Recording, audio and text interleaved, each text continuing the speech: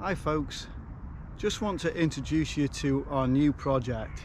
It's an Landrover, an ambulance Landrover, what you call a Pulse or a Marshall Landrover. We've had it for about 5 months, and effectively what we're going to do is we're going to do a completely new conversion in the back of it, using a lot of the old components that are already in there. But I'm just going to show you because there's not too many videos up on these. They're quite a niche thing. We've been looking for one for the past 5 years, ever since we went to Switzerland, and we bumped into a missionary couple actually on one of the top of the passes that had one, and we thought, you know, if we ever get the chance to get one at the right price. So we finally got one. Let me show you. So at the moment, the guy that we bought this off did it to be a day van, and he's actually did a really good job on it.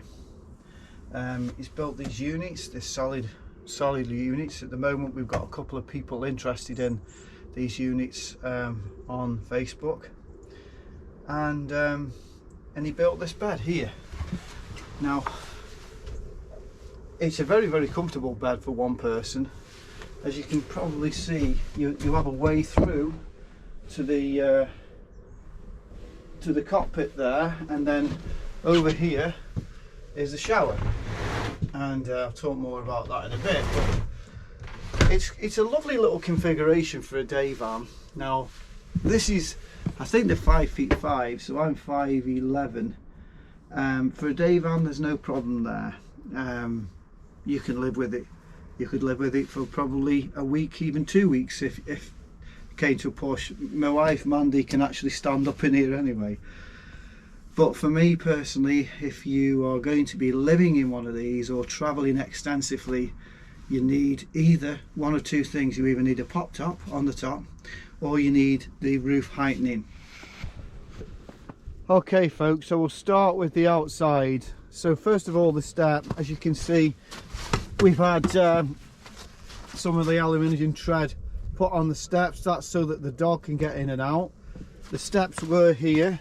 We've centralised them again because obviously the unit's there, and we put these cutouts and notches on so that you can, most people don't realise it, but without those cut off and notches you can't shut your doors, and that is a major problem.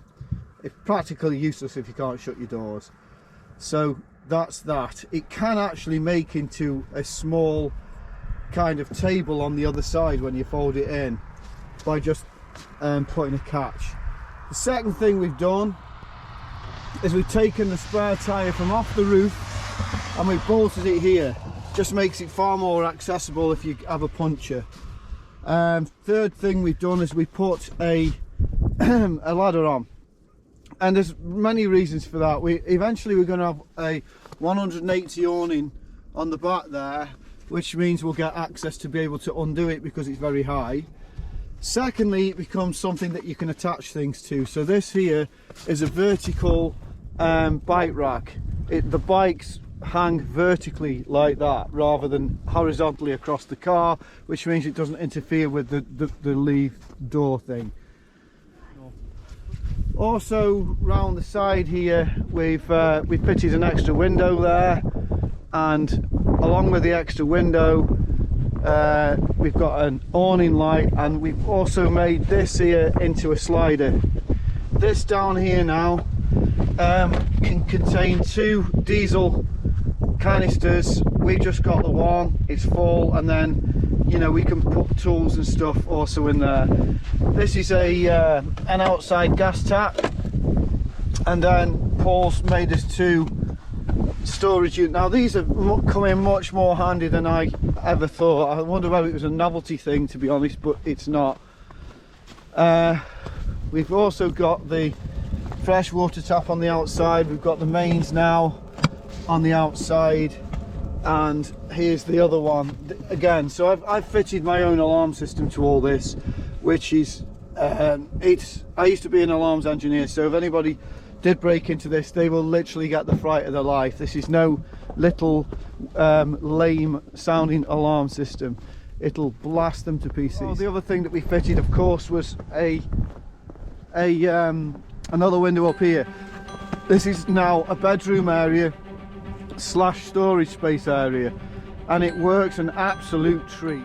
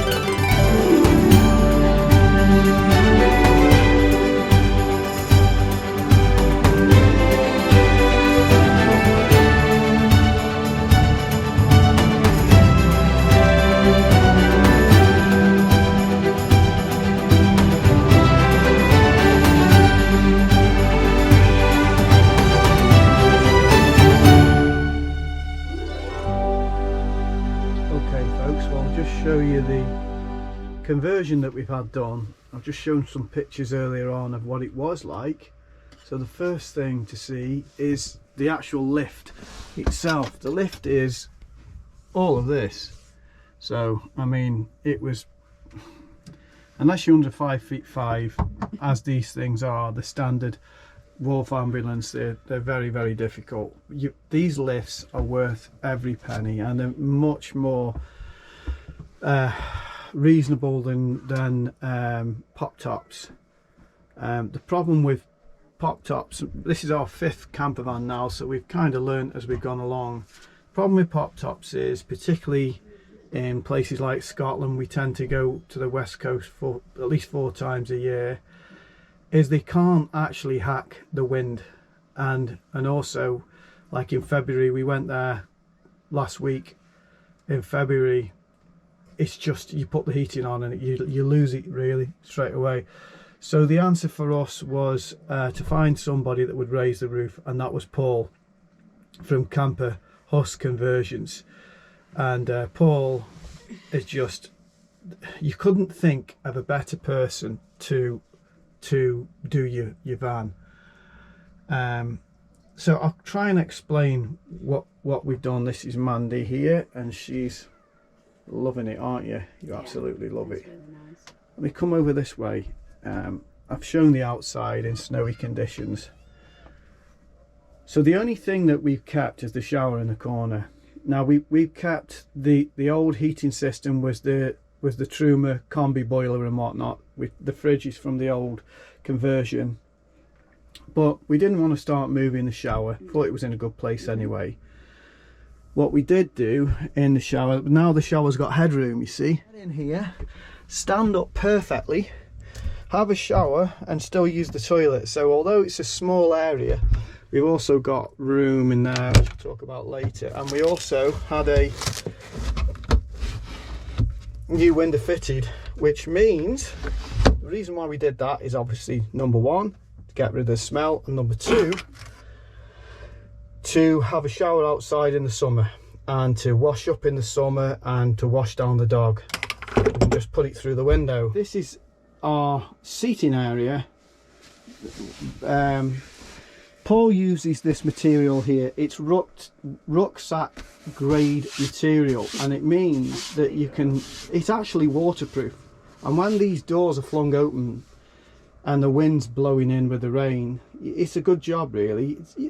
It's not as comfortable as a softer material, but we bung things on them anyway. So So this here is the great thing about this is, you maybe not be able to see it on this video, is it's something like 6 feet 7 long, that way wide.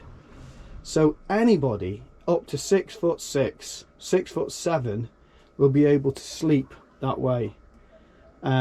It's actually the biggest double we've ever had in a van, and it's much bigger than it looks once it's all set out. It's a super comfortable bed. So obviously it's a seating area, it's a double bed, and it's a dining area, which we'll set up in a bit. We also asked Paul to make this whole area that goes over the cab, to make that into a bed. So in the day it's a storage area. It runs right the way across, again 6 feet 7, something like that, a bit more than that. He put us a window in there so you can look out the window, open the window, get some fresh air in summer. It's actually really comfortable. So we've got every kind of light here. You can't believe how many different lights there are. There's a light to go in here, there's a light in the shower, there's a roof light, there's warm lights in there. Probably show you later on actually. There's a light outside, then you've got the pump, then you've got the controller for the Truma, then you've got the Victron. Basically tells you the state of the battery and so on. That's for the inverter, 2 kilowatt inverter. We've got a massive 460 amp hour battery in this that self-heats when it gets to freezing. So we've gone for a 200 watt solar panel on the top, but he's also put us in a little plug on the side down there, which enables us we've got another 200 watt solar panel that we can put outside, which means if we're full timing, which we could end up doing in this, we've got 400 watts of solar panel, which is brilliant. Right then, man, I'll hand it over to you. So I think this is probably a bigger kitchen than I've had in most houses. Yeah.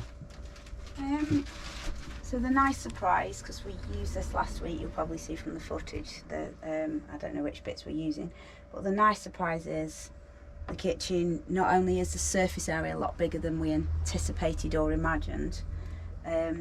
Paul had said to me that under the sink there wouldn't actually be that much storage, because under here where this panel is the main heating system. So, and obviously under the sink and the oven you've got an area that takes up a lot of room, and then you had to get the gas in. So in my mind I was thinking that a lot of the food storage areas would have to take up being these lockers, which I really wanted for clothes and rubbish and boots and walking things, but I was thinking, well, 2 of these maybe each side will have to go for foods and pots. So it was a really nice surprise to discover. I had asked for this, I saw it on somebody else's van thing, to discover that probably didn't need this. I had loads and loads of space to prepare food and enjoy the evening, really. So a little pull-out drawer, which is not that little. Again, loads of get all my kitchen stuff in there. A bigger area than I've got in the Heimer. So even though visually people are saying this is a smaller space, it's really clever. So I can be using the kitchen and everything, and you're not in the way. You're sitting down there. So if you're working on your sermons or anything, I can potter about. And Tim's bought me, he's even bought me a little stool so I can chill out in the kitchen while I'm cooking as well. It's a stool that folds down to nothing. A sitting area that's actually up on my bed. We decided that it's nice to camp, but we made this van to really live in, and maybe, well, we're calling it our little ministry van. So we have gone through so many taps in our van already, because they're just camping vans, so we went for a proper heavy duty tap. Yeah, don't forget as well, by the way, that in terms of office, we've also got the dog kennel. Yeah, the dog kennel. But yeah, she's happy to be in there now. She's got a view and she goes out on walks, but also it's actually a viewing area. These here, they go onto a Renogy 2 kilowatt inverter, and what happens is, it's really clever. If you put mains on, it will automatically within the inverter go straight directly to your mains, 240 mains, and the minute the mains is taken off, it will click over to 240 volts off the inverter immediately. I don't know how the heck it does it, but it does. So it means that you never lose 240 volts. So if you lose power, you'll never lose power, because the battery in this thing is so big. It's again, it was something that we decided we're only going to get to do this once, so we don't want to be regretting it. Again, that's a lot bigger than we think we anticipated. Huge. Absolutely huge. But we're gonna get clever this time on using. This is just temporary because we already have these. So, and I was nagging Tim about having stuff when we went away. Yeah, we've got to sort all that out. But we'll put a tool system there. But just let me show them this, because I didn't even ask Paul for this. But he put us another door on there, so that you want easy access from outside. You just open it outside from that door. The guy's a legend. If you're going to get it done, folks, and you've got a Landrover, Paul's your man. Again, a lovely table. It just needs a bit more linseed on it, another coat, but clips into the ground really well. That's pretty much it, folks. We've got a shower, toilet, a really long bed here. Yes, it's a little bit like sleeping in a bivvy tent, but anyway. I slept like a log. I got up there one day and I fell asleep in no time. Oh, good morning. Good morning. Just let me get the doggy out. Oh my goodness. Wait. Come on then. Oh, look at that. Well, well. Over there, Skye, you still can't see it. Oh, look at the front. Wow. You got to get your foot. Actually, give me your hand. I don't want to hurt you. You won't hurt me. Ready? No, I need a proper clasp. That's it. Okay. Not there. Just use me as a... Here we go, folks. This is the summit.